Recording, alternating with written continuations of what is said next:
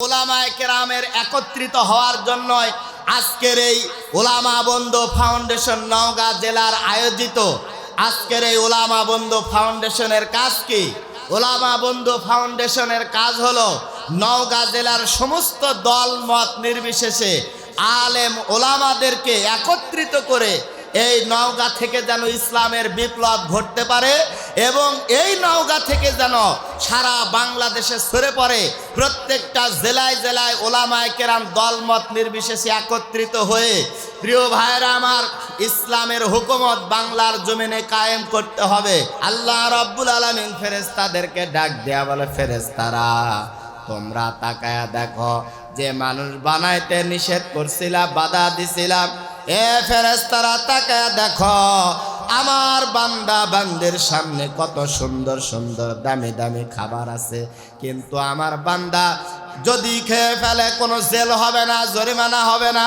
আমার বান্দা কেন খায় না জানো? আমার বান্দা খায় না আমি আল্লাহর ভয়ে। মাহে রমজান এমন একটি গুরুত্বপূর্ণ মাস, যে মাস মুমিনদের 11টি মাসের গুনাহকে আল্লাহ রাব্বুল আলামিন মাফ করে দেন এবং রোজাদারকে, একজন মুমিনকে আল্লাহ রাব্বুল আলামিন গুনাহ মুক্ত করে দেন। জোরে কোন সুবহানাল্লাহ। প্রিয় ভাইরা আমার, আল্লাহ রাব্বুল আলামিন আমাদের উপরে রোজাকে ফরজ করে দিয়েছেন। আমরা যদি এইরকমটা ভাবি যে এত বড় দিনে আর এতগুলি রোজা কেন আমাদের উপরে ফরজ করা হলো? আল্লাহ রাব্বুল আলামিন বলতেছেন, তোমাদের পূর্বে যত নবী রাসূল এই পৃথিবীতে এসেছিল সব নবী রাসূলের উপরে আল্লাহ রাব্বুল আলামিন রোজাকে ফরজ করে দিয়েছেন। রোজা আল্লাহ রাব্বুল আলামিন আমাদেরকে দান করছেন মুত্তাকি এবং পরহেজগারি এইটাকে অর্জন করার জন্য। আল্লাহ রাব্বুল আলামিন রোজা দিলেন। নবীজি সাল্লাল্লাহু আলাইহি ওয়াসাল্লাম সাহাবীদেরকে রোজা রাখার নির্দেশ দিলেন। সাহাবীরা বললেন, ইয়া রাসূলুল্লাহ, রোজা রাখার ফজিলত কি? নবীজি সাল্লাল্লাহু আলাইহি ওয়াসাল্লাম বললেন, রোজা রাখলে জাহান্নাম, একদিনের রোজা কেউ যদি আল্লাহকে রাজি আর খুশি করার উদ্দেশ্যে রাখে, জাহান্নাম তার থেকে অনেক দূরে সরে চলে যাবে। সাহাবীরা জিজ্ঞাসা করলেন, ইয়া রাসূলুল্লাহ, কত দূর? জাহান্নাম যে আমাদের থেকে দূরে সরে চলে যাবে, কত দূরে যাবে? বিশ্বনবী সাল্লাল্লাহু আলাইহি ওয়াসাল্লাম হাদিসের মধ্যে বলেন, আল্লাহকে রাজি আর খুশি করার উদ্দেশ্যে কেউ যদি একটি রোজা রাখে, প্রিয় ভাইরা আমার বন্ধুগণ, আমার আল্লাহ জাহান্নাম তার থেকে 1000 বছর দূরে সরাইয়া দিবে। হাদিসের মধ্যে আসছে, মুহাদ্দিসিনে কেরাম লিখেছেন, কালো একটা কাক উড়াল দিয়ে চলে যায় মৃত্যু পর্যন্ত। উড়াল দিতে দিতে যত দূর পর্যন্ত যায়, বিশ্বনবী সাল্লাল্লাহু আলাইহি ওয়াসাল্লামের এই হাদিসকে মুহাদ্দিসিনে কেরাম বলেছেন, কালো কাক যেদিন থেকে উড়াল দেওয়া শুরু করে মৃত্যু পর্যন্ত উড়াল দিতে দিতে যত দূর পর্যন্ত যায়, এর সংখ্যা হলো 1000 বছর দূরে চলে যায়। তার মানে কেউ যদি আল্লাহকে রাজি আর খুশি করার উদ্দেশ্যে একটি রোজা রাখে, তা আল্লাহ রাব্বুল আলামিন 1000 বছর দূরে জাহান্নাম তার থেকে দূরে নিয়ে যাবে। সুবহানাল্লাহ। প্রিয় ভাইরা আমার, বন্ধুরা আমার, আল্লাহ রাব্বুল আলামিনের পয়গম্বর বলেন, লিকুল্লি শাইইন যাকাতুন ওয়া হুয়া যাকাতুল জাসাদিস সাওম। নবীজি সাল্লাল্লাহু আলাইহি ওয়াসাল্লাম বলেছেন, প্রত্যেকটা জিনিসের যেমন যাকাত আছে, মানুষের আদম সন্তানের শরীরের যাকাত হলো রোজা। আদম সন্তানের শরীরের যাকাত হলো রোজা। প্রিয় ভাইরা আমার, আজ থেকে 1450 বছর আগে মানুষের শরীরের যাকাত রোজা। নবী বলছে, এই রোজাকে গবেষণা করে বর্তমান বিজ্ঞানীরা বলছে, কেউ যদি রোজা রাখে আল্লাহ রাব্বুল আলামিন তাকে ক্যান্সার মুক্ত করে দিবে। সুবহানাল্লাহ। প্রিয় ভাইরা আমার, বন্ধুরা আমার, আল্লাহর নবী সাল্লাল্লাহু আলাইহি ওয়াসাল্লাম বলেন, তিন শ্রেণীর মানুষের দোয়া আল্লাহ ফেরত দেয় না। তার মধ্যে এক নাম্বার রোজাদার। যতক্ষণ ইফতার না করে ততক্ষণ পর্যন্ত আমার আল্লাহ রোজাদারের দোয়া কবুল করে না। রোজাদার রোজা রেখে দোয়া করবে, আল্লাহ কবুল করবে। কিন্তু বর্তমান সময়ে ইফতারের আয়োজন এত বেশি হয় যে ইফতারের আয়োজন করতে করতে আজানেরও 1 মিনিট 1.5 মিনিট 2 মিনিট পরে আমাদের ইফতার হয়। তারপরেও মন চায় আরো যদি বেশি ইফতার হতো। প্রিয় ভাইয়েরা আমার, নবীজি বলছে ইফতারের পূর্ব মুহূর্তে আল্লাহ রাব্বুল আলামিনের রোজাদারের দোয়াকে কবুল করে নেয়। বিশ্বনবী সাল্লাল্লাহু আলাইহি ওয়াসাল্লাম বলেন, ইফতারের পূর্ব মুহূর্তে রোজাদারের দোয়া কবুল হয়। আল্লাহ রাব্বুল আলামিন রোজা রেখে যারা দোয়া করে আমার আল্লাহ খুশি হয়ে যায়। আল্লাহ রাব্বুল আলামিন ফেরেশতাদেরকে ডাক দেয়া বলে, ফেরেশতারা তোমরা তাকায়া দেখো, যে মানুষ বানাইতে নিষেধ করছিলাম, বাধা দিছিলাম, এ ফেরেশতারা তাকায়া দেখো আমার বান্দা বান্দির সামনে কত সুন্দর সুন্দর দামি দামি খাবার আছে, কিন্তু আমার বান্দা যদি খেয়ে ফেলে কোনো জেল হবে না, জরিমানা হবে না। আমার বান্দা কেন খায় না জানো? আমার বান্দা খায় না আমি আল্লাহর ভয়ে।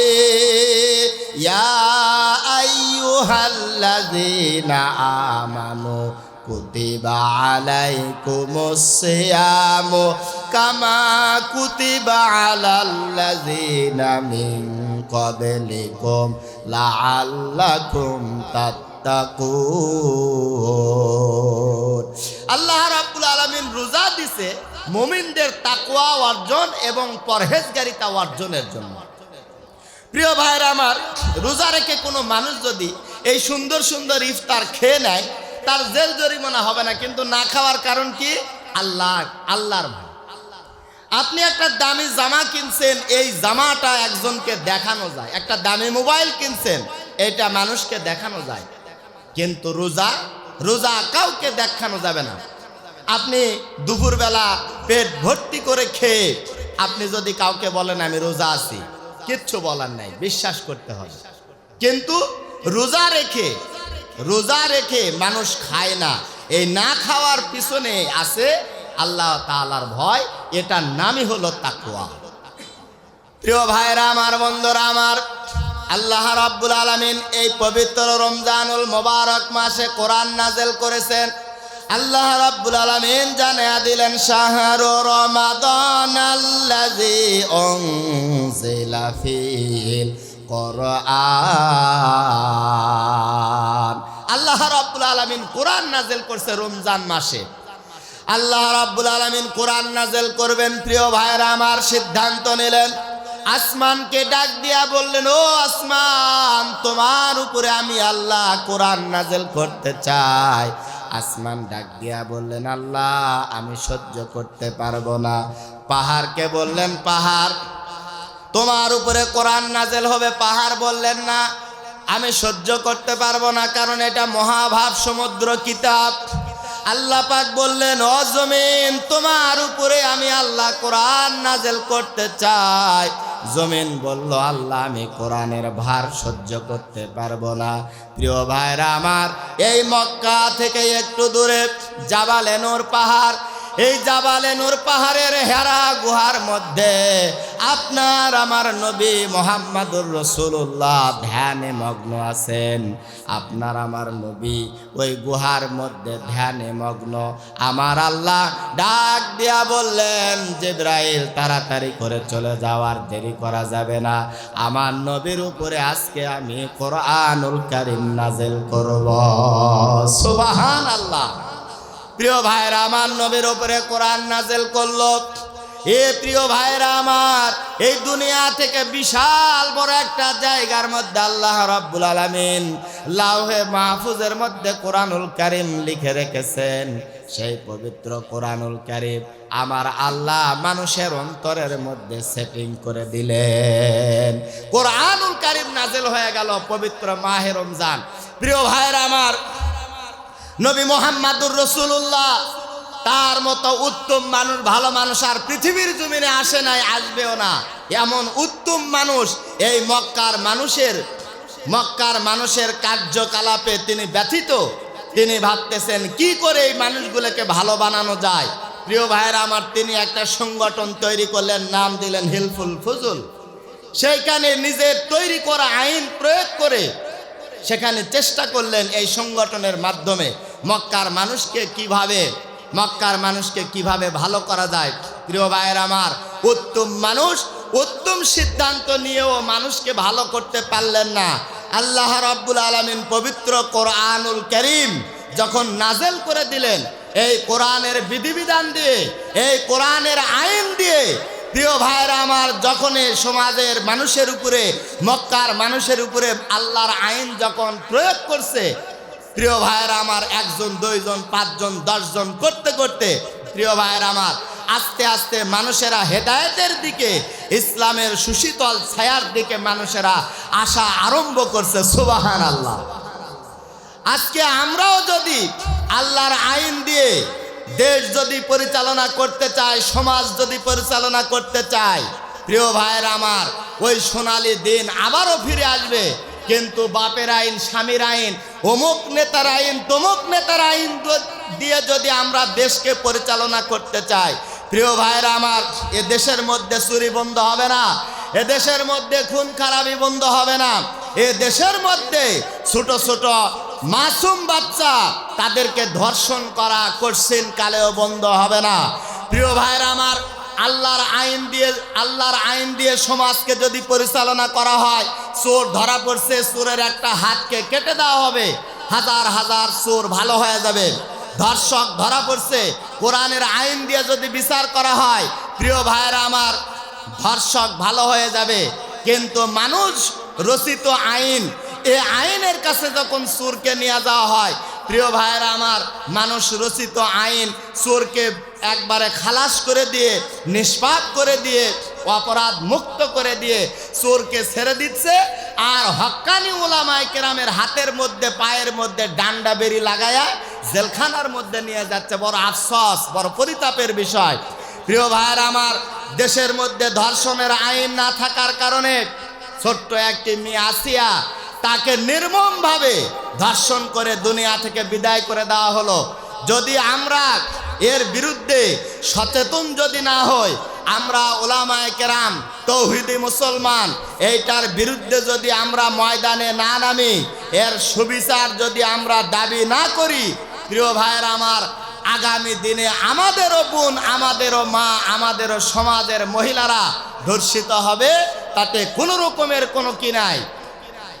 প্রিয় ভাইরা আমার, এই জন্য কোরআনের আইনকে বাস্তবায়ন করার জন্য ইসলামী আন্দোলন, খেলাফত মজলিস সহ বাংলাদেশ যত দল আছে, জামাত ইসলাম সহ যত দল আছে, প্রত্যেক দল মত নির্বিশেষে একত্রিত হয়ে এই সোনার বাংলাদেশের মানুষগুলোকে সোনার মানুষে যদি রূপান্তরিত করতে চায়, অবশ্যই প্রিয় ভাইরা আমার, কোরআনের আইন লাগবে।